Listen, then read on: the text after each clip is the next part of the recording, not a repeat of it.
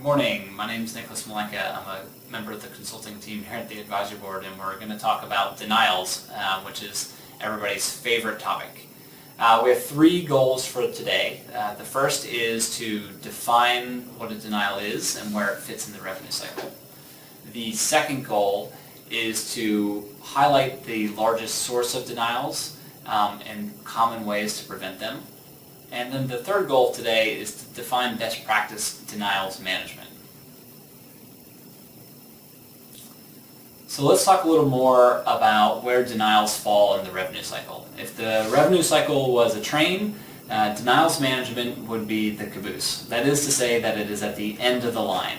So when we look at the revenue cycle in this graph, it's in a linear fashion. And denials management falls under billing and collections. It falls within the collections team, typically, and then sometimes if it's specialized, the collections team will be broken out into, there'll be a denials management function within the denials team. Now, because it's at the end of the line, commonly there's a culture of blame or finger pointing that happens in the denials management teams. That is because all of the information that happens before billing and collecting all trickles down into the PFS department. That is to say that any miskeyed information or incorrect information that we need to generate a claim becomes the burden of the denials management team, and they often have to go back to those departments to get corrected information. So let's dive a little bit deeper about how we get a denial back from a payer.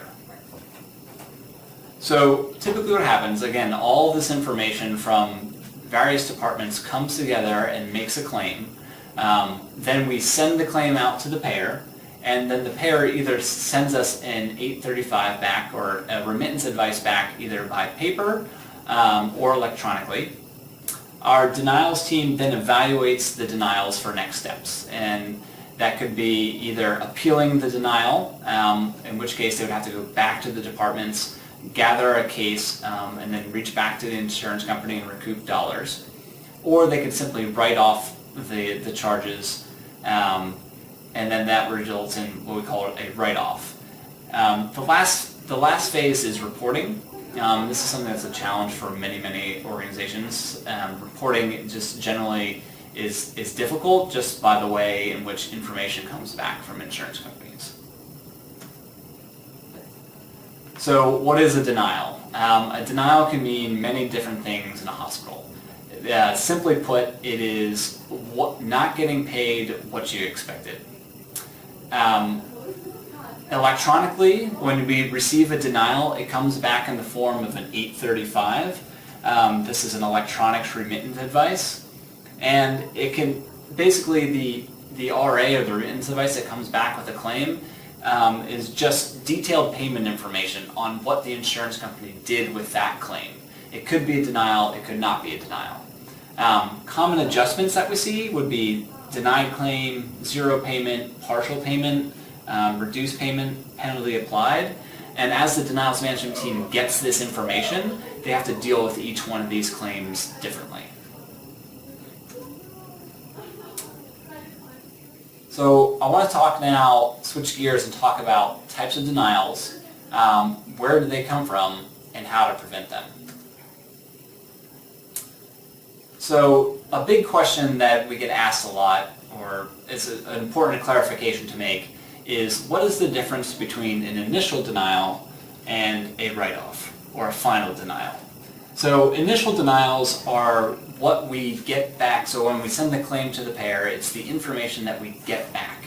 That doesn't mean that it's a complete lost dollars to the organization. It is the job of the denials management team to work that denial, get the corrected information so that the insurance company will properly adjudicate the claim. A write-off, in contrast, is what happens when we try and we appeal the information, or simply the information that we have as a hospital is incorrect. Maybe we have a bad process, we're not meeting the payer requirements, and therefore we have to write off the account. When you write off an account, that goes to the general ledger, and that's a different reporting mechanism for the hospital. Now, as you look at this slide, it breaks down sources of errors leading to initial denials, and then sources of errors leading to denial write-offs. The number one takeaway I want everyone to get out of this slide is that most denials come from patient access. That is the point in which information is gathered initially during that hospital stay. So when we look at authorization, medical necessity, and eligibility denials, they make up a majority of, even demographic and technical errors, a majority of those types of denials fall to patient access. What's interesting is that when we look at the different types of denials, how they change from an initial denial to a write-off. So, for instance, if we look at medical necessity here, it takes up 22% of an initial denial, and then when we look over here, it takes up 41%. And that kind of gives us the sense that if I have a medical necessity error up front, it's very hard for my denials management team to overturn that, which results in a write-off here at 41%. Whereas if we look at demographic or technical errors, which could be simply miskeying in a name or an insurance number, that is 36% of our initial denials, but we can fix them more easily within the hospital itself, which is why when we look over here at write-offs, it's only leading to 22% of our final write-offs.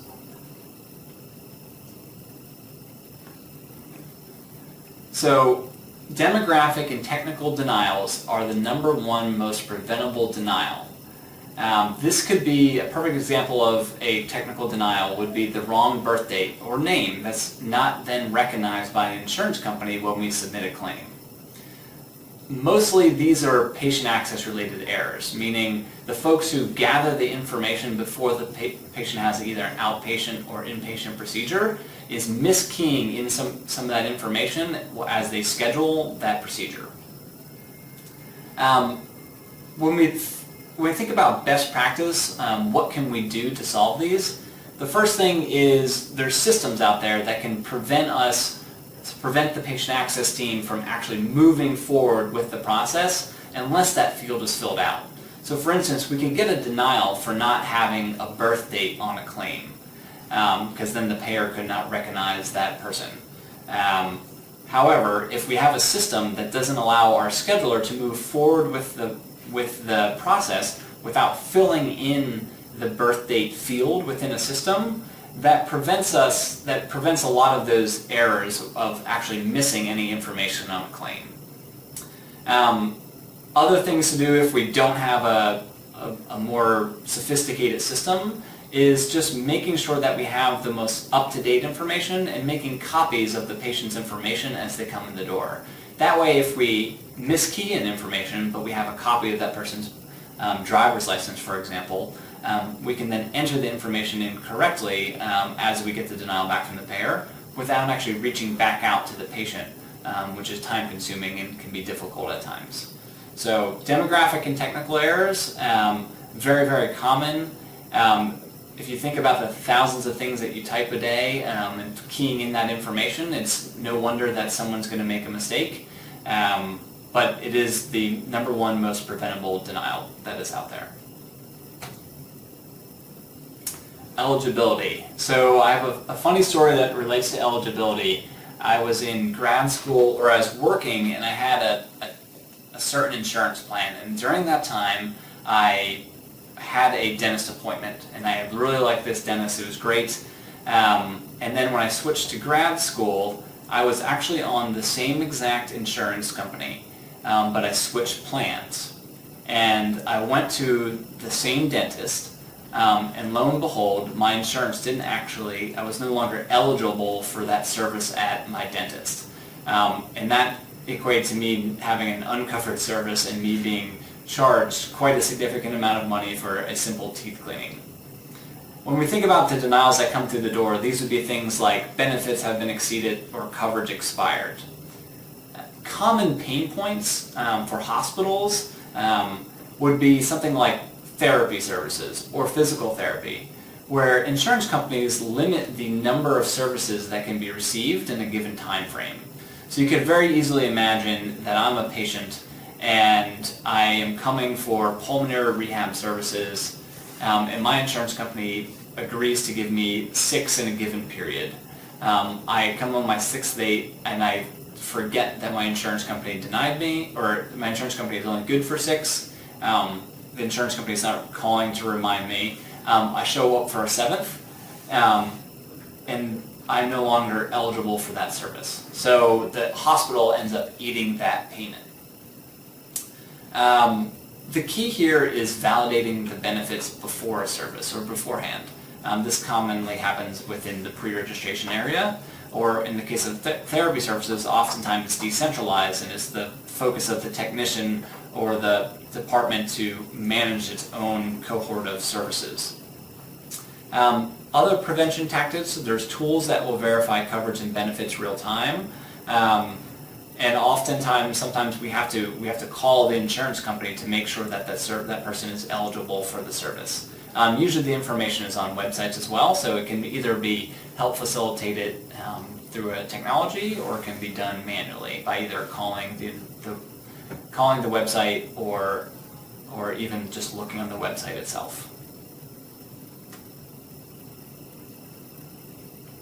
I want to clarify what the difference between eligibility and authorization is. Eligibility we just discussed.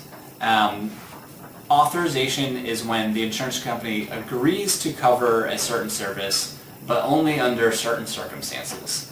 Commonly, the hospital will have to call the insurance company and make sure that they are authorized based on the clinical criteria of that patient for a case. Typically, we see authorizations with high dollar procedures, so surgeries, for example, or any type of cardiac procedures that can either be done on an inpatient or outpatient space. So when we see a denial come through the door, this would be simply authorization not obtained. It's a pretty straightforward denial, and people don't have a hard time understanding. Simply, when the service was performed, an authorization was not on file for that patient, and therefore the insurance company has denied that service. So I want to give a simple story. So say that I'm a patient and I come into the door and I have ordered for an MRI without contrast. And before I come in, I schedule this procedure with the hospital, and someone from the department clears with the insurance company that I am okay to have a MRI without contrast. I come into the office, I see my doctor beforehand, and he says, no, we actually need an MRI with contrast. And then he just sends me back to get the MRI because we don't want to waste anybody's time. But while getting that service, the insurance company did not actually authorize for an MRI with contrast, and therefore the hospital gets whacked with a denial. Another common pain point, or something to be aware of, is many hospitals put the onus on physician practices to actually provide the authorization. So oftentimes it's on the referring physician office to make sure that procedure is authorized before it's scheduled with the hospital or wherever that procedure is going to be. So it can happen that the hospital or the physician practice did not do their job adequately or get an authorization on file, and then when that person gets to the hospital, we're not deferring their service or giving them the service despite not having their authorization from the insurance company. On the inpatient side, for someone who for inpatient stays, especially lengthy ones, they require ongoing authorizations. This is a little bit different than outpatient procedures, but essentially someone from case management or utilization review will have to work with the insurance company on an ongoing basis to make sure that an authorization is on file. You can do retro authorizations as well, but sometimes it comes at a cost to the hospital. One interesting area that comes up often is within cancer treatment. So insurance companies not only need to authorize the treatment or any type of procedure for cancer, but they also authorize the drug. So this makes it twice as hard for hospitals to have a service performed, in the sense that they actually need to secure an authorization for the service, and they need to secure an authorization for the cancer drug itself. What we typically recommend for hospitals is, again, they need two things. They need dedicated staff. Sometimes you'll see this come in the form of an auth team or just dedicated patient access staff, to making sure that there's an authorization on file for a scheduled elective procedure prior to actually getting that service. And then the second thing where we see a large pitfall is registration staff actually deferring service if an authorization is not on file. So it could be that maybe, I come in for a service and I'm at registration, and I'm already, I made the trip into the hospital, but I, as a registration staff, am checking you in, and I don't see that I have an authorization on file for you.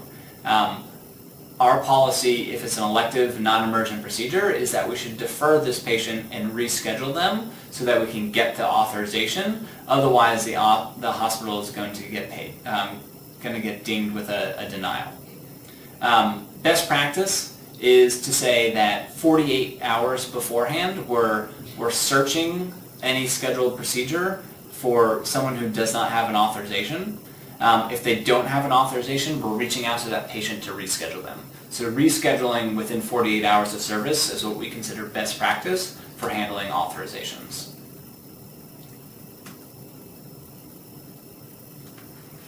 Past timely filing. These denials are 100% preventable. And while they're not necessarily the most common thing that we see, they can be easily fought, or the root cause of them is easily identified. So I can give you an example of what could potentially happen with past timely filing. We could have an unsophisticated health system has a report that they're working, the collection team is working, and they're working accounts from highest dollar to low dollar. But maybe they're not as productive as they should be. So they are working this list of claims on Monday. They get through it, but they don't finish it. And then they get a new report on Monday, the following Monday, and then the accounts that they missed the previous time ends up again on the bottom of that list. So if we're unproductive across the course of our collections efforts, it's very possible that these accounts can get pushed off and not resolved timely. Often when we circle back to this finger pointing or culture of blame that we spoke about in the very beginning, oftentimes what can happen too with timely filing is that the denials management team needs information from other departments. Now, they don't directly supervise these folks, and there's no real incentive for the other departments to provide the information to them timely. So for instance, if I'm in the denials management team and then I need some type of coding related error to be fixed, I reach out to the coding manager or HIM to have that information fixed timely so I can resubmit or appeal the denial. Oftentimes there's not much of an incentive for the coding staff. I mean, coding staff, keep in mind, have their own productivity standards that they have to adhere to, and potentially they do not help the denials management team in a timely fashion. In that case, again, something could fall to the bottom of the denials management team's list. They don't get the information that they need from the hospital, and therefore it results in past timely filing. One tricky piece about this is that different payers have different guidelines on timely filing. Most commercial insurers are around 90 days, whereas the government insurance is like Medicare, usually around a year.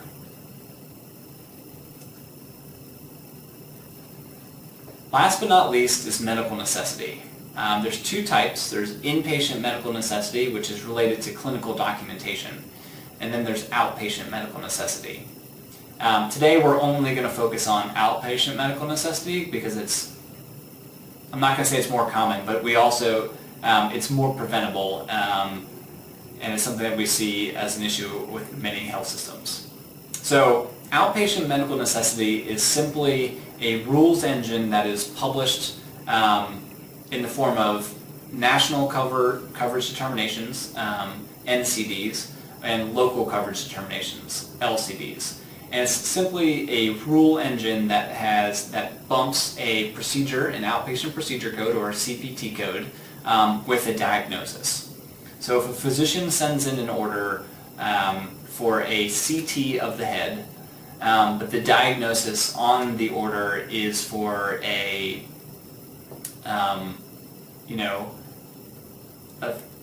something related to the knee, there's a rules engine that maps all the possible diagnosis codes for that procedure, and clearly Medicare does not want to pay for a CT of the head if you have something wrong with your knee. So it's a rules engine it's a simple mapping that's published by CMS, and it's something that the hospitals have to adhere to. I want to talk quickly about preventing medical necessities. The first thing, I'm going to start from right to left, is actually having a technology. So as I mentioned before, outpatient medical necessity is really just an elaborate rules engine, or mapping from CPT to ICD-9 diagnosis code. And typically we see that within patient access there should be a tool in place to basically scrub the scheduled accounts for medical necessity. So as an order comes into the system, this tool can either automatically pick up the diagnosis and the procedure and flag it if it does not meet criteria, or we can have a system where our registration or our scheduling or pre-registration staff are entering in a diagnosis into the medical necessity tool, and from there manually then they would say whether the procedure passed or did not pass. Another thing that can often happen that technology can do is produce what's called an advanced beneficiary notice. And an ABN is what has to be given to a patient if they come in for a service and it's determined to be not medically necessary. So it's a form that Medicare requires the patient sign that acknowledges that the patient is responsible for the service. So there are technologies that will actually auto-print these ABNs, essentially cueing pre-registration or registration staff that the particular service did not pass medical necessity, again easing the manual workload on the actual pre-registration or registration staff. Process. This process can be, there's a couple things that we would consider a best practice process. First is that patient access we want to scrub these accounts prior to service as best we can.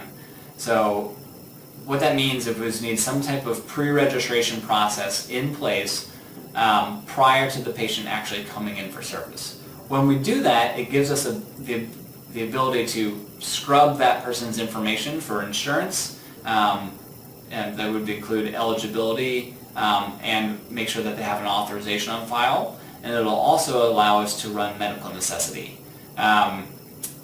Now, what a best practice would be is if I'm a scheduler and a physician practice is calling me to schedule a patient of mine, if I am on the phone with that physician office, and he gives me the order for the service, and I can punch in that ICD-9, the ICD-9 diagnosis code for the procedure, I can real time, while I'm on the phone with the physician office, determine if that patient would pass for medical necessity. If they don't pass medical necessity, I have the physician on the phone or the physician's office on the phone, and they can provide supplemental information or diagnoses to make sure that that service passes. It gets more difficult if we have patients walking in without pre-registration and then we're getting flags for medical necessity at registration, because the same process exists where we want to reach out to the physician's office and try to resolve that real time. The other key here with process is to make sure that there's dedicated time or staff who are working to actively resolve medical necessity issues. So commonly the responsibility falls to a pre-registration staff, but it kicks out again onto a work list if medical necessity fails. So if I'm scheduling a procedure a week ahead of time, and as I'm scheduling or pre-registering these patients, a quick list, or something it might be called a quick list, will be generated with all of the accounts that failed medical necessity.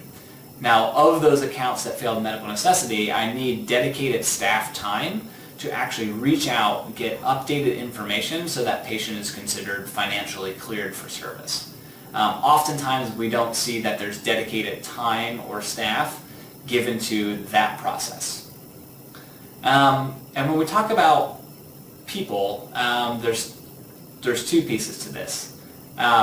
Physicians should be educated on what they're ordering and what medical necessity is and how they can support it by providing a more detailed diagnosis or diagnoses on an order. So, for instance, when I think of a broken process that comes across often, is that the physician will order a panel. The ordering system within a hospital will order a panel of drugs or a panel of labs to be performed. And the insurance company basically is bouncing each one of those panels off of the diagnosis code that is provided. So it could be that there's a knowledge deficit within the physician that he needs to order these things separately, or he needs to provide an updated diagnosis code to support all of the labs that he's ordering. Up front, we need staff to be educated on how to use a medical necessity tool, what medical necessity is, and what the process is for getting updated information. And then last, with ABNs, there is a compliance component about giving an ABN. Registration staff, if they're giving an ABN to a patient, they have to explain the ABN and the patient's options, and making sure that they're getting signed, and then making sure that that's on file when we bill the claim. So that's medical necessity. I think we could probably spend a whole day on what it is. Just know that it's very, very common to have medical necessity related issues. On the outpatient side, it's not impossible to resolve. Typically, it just takes some process change. The majority of that process change is going to be focused in patient access and getting the information from the patient ahead of time for scheduled services, and making sure that it is cleared again for service by going through a tool or that rules engine that's published. There are a ton of other denials that come through the system. So if we look at exceeds allowed units, this could be something like a trauma patient that comes in and they need two IVs, and the insurance company is basically denying you because they're saying, you know what, no, typically the patient only needs, one IV of fluid based on, the procedure, but it could be possible if it's a trauma patient and the patient needed two, so it's something that the denials management team, again, would have to appeal the insurance company and try to recoup dollars. Another one would be a global service or a global service denial, or this line item that says not separately billable, included in another billed procedure. So that could be something that is an arrangement between the hospital and an insurance company. So I think of like a dermatologist, and I have a wart on my finger, and I go in to see the dermatologist, he removes my wart, the insurance company gives me a global payment for that, but then I as the patient come back a week later to get a follow-up service on that wart, and then we try to bill separately for it. No, the insurance company is not, because they have an agreement with the hospital that this would be considered, there's one global payment for that type of procedure, which would be removing the wart from a finger.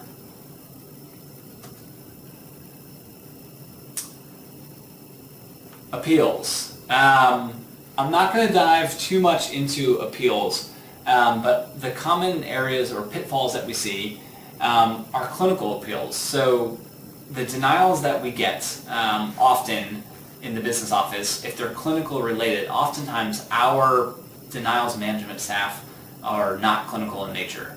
So it's very important that we have dedicated staff to clinical related appeals. That is that we have a case management, a utilization review professional, someone often called a clinical appeals nurse, and it's even best practice to have a physician so that when we're going through the appeal process, if we need to elevate it, we can get a doctor to help us with that appeals process to really fight that insurance company on the clinical significance of that procedure that was performed.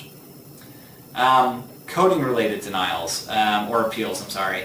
Now, oftentimes we may need the expertise of, the insurance company might deny a claim for some reason that's within coding, whether it's some type of coding guideline. Again, what we need from the denials management team is not someone from HIM on our team, but we need a dedicated resource to help us with any type of HIM related denials so that we can go back to that person, get the issues resolved timely, and have their expertise weighing in on our own appeal. And then rebilling.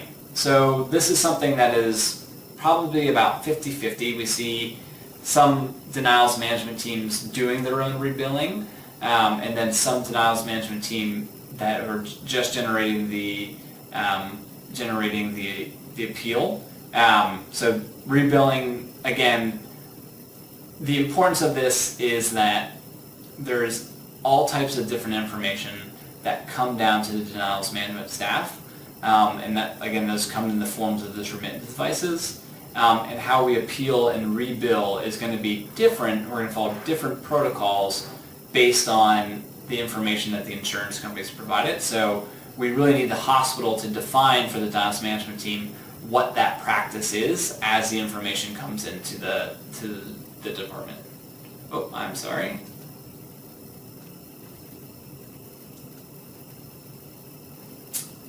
Reporting. If you remember that slide, the second slide that we talked about at the very end, we talked about how reporting is the process. We need reporting for several reasons. First, we needed to track initial denials, final denials, common edits within the system. All of that is resulting in rework and lost reimbursement. So if we want to track how our department is functioning or working as far as denials are related, we need some type of system that can give us that information so we know how much this could be a certain hospital is denying or which types of services we are writing off. Reporting is also important internally as staff work denials, so these could be in the form of work lists, or generally a lot of this is a paper process or reports that are pulled out of the system so staff know what to work and when. Oftentimes we want the CFO or the finance folks of the organization to be involved with the denials. So what type of reimbursement impact or how can we contribute, what type of information can we give to the finance department? Oftentimes they're mostly interested in what we write off as an organization and where that's a problem, so pulling accounts or denials that we write off. And then the most important one is sharing information, and we're going to talk a little bit more about this, but if we don't have reports that we can share with different departments, it's really hard to get to the root cause. So as I mentioned before, the denials management team is the caboose of the train, and all the information comes from other departments ahead of them. Commonly, people do their work and then they forget about it. And if they do something wrong, typically it's the denials management team to deal with. What we want to do, though, is to reduce rework within that team. The only way to reduce the rework is get to the root cause. The key to finding the root cause by department is having a specific report that we can give to them on a monthly basis. So I don't want to underestimate the power of reporting. Typically it's a little dirty, it's not that clean, but it's key for tracking all of our initial denials, monitoring timeliness and getting things done within the department. Often we want to track the financial impact, and then of course getting to the root cause by putting a focus on the other departments, and so that's sharing of information. So what are the 4 key components to best-in-class denials management? You really need 4 things. So you need a denials management database. That is to say that all of the information, all of the electronic remittances and paper remittances are entered into one system. That way you have one place to go where you can see where the status of appealed claims and claims that are overturned, claims that were denied, written off, and those claims that are still pending or we're still going through the appeals process. The second thing that we need, which is piggybacks off that, is strong reporting, which we just talked about. So the ability to measure our write-offs, measure our initial denials, measure the denials by department so that we can share that information. The third thing is a denials coordinator. Now, a denials coordinator is absolutely critical because this is the person who's going to be overseeing the denials functions in the business office. Oftentimes, there is not a dedicated team there's not a dedicated denials management team. We see denials management happening within the collector role itself. A denials coordinator can not only manage the worklist and productivity of those staff in that situation, but they'd be in charge for running a denials committee. They would be in charge of reporting to finance. They would be in charge of reporting to the other information. They would be in charge of digging into payer-related rules and getting to the root cause of some of our most common issues. And then the last piece is having a hardwired appeals process. We spoke a little bit about this before, but it's just making sure that our denials management team has the resources that it needs, whether it's a physician champion who's going to help us with clinical appeals, whether it's a point person in patient access to help resolve things timely, or the same could be for coding. Often with appeals, we need someone who knows the payers and knows the common things in which they appeal for. This person should be a strong writer so they can make a good argument. It's someone who can keep up to date with the contract changes that happen with the organization. So having a hardwired appeals process is also very important. So I want to spend the last part of this presentation talking about the denials management team. What we recommend is that every organization has a denials management team or denials management committee. Every committee should be formalized, meaning it should have a charter that outlines who is responsible for what those responsibilities are. The denials team is commonly tasked with defining what a denial is. Is the committee in charge of initial denials? Is it focused on edits that come out of the system? Is it focused on final write-offs? The team is often charged with defining current workflows or getting education teaching points out to the different departments. It's focused on root cause analysis. The last thing, the team is also focused on reporting and things of that nature. Oftentimes hospitals and health systems don't have a best practice team formed, so it's very important that they start and bring one together and have a process for working through the denials and sharing that information collaboratively across all the departments. So who should be on the team? We expect that a revenue cycle leader, we want someone who's working within the denials, so someone who's working the denials on a daily basis. We'd want someone from patient access, we'd want someone from HIM, we'd want someone from billing. Typically we'd want someone from medical records and case management, and even up to a CFO to really show the importance of that committee.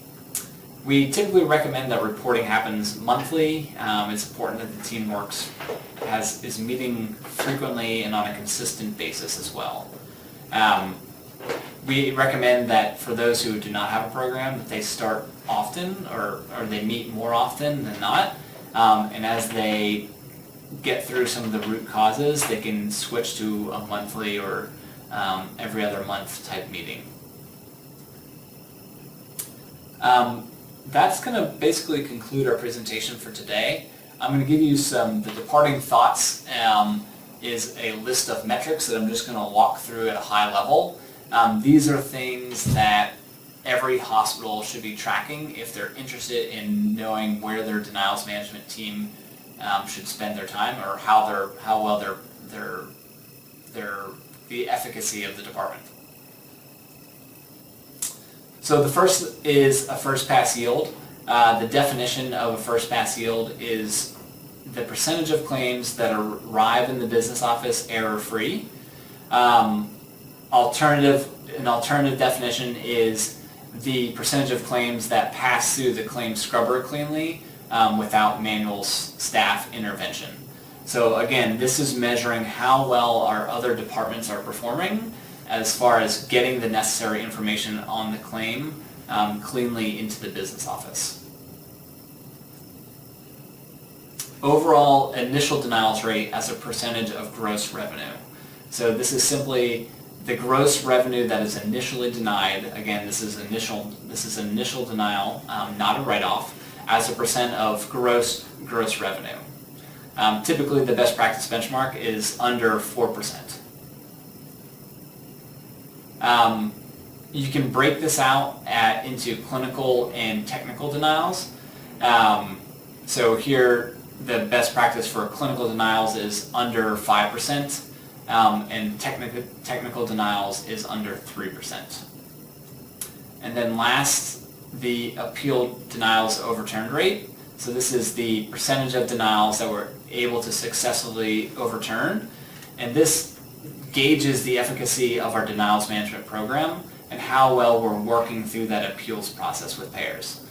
Typically we look for 40 to 60% of the initial denials or of the claims that we appeal to be overturned. You can also do initial denials as a percentage of net outstanding AR. This is the percentage of initial denials as a percentage of your outstanding accounts receivable. We look for a high performer here is about 2.4%. And then the last is denials write-offs as a percent of net patient revenue. So this would be the percentage of net patient revenue that is written off due to denials. And that's the last part. That's all I have for today. Again, my name is Nick Malenka. I'm part of the consulting team here at the Advisory Board. Please don't hesitate to reach out with any questions.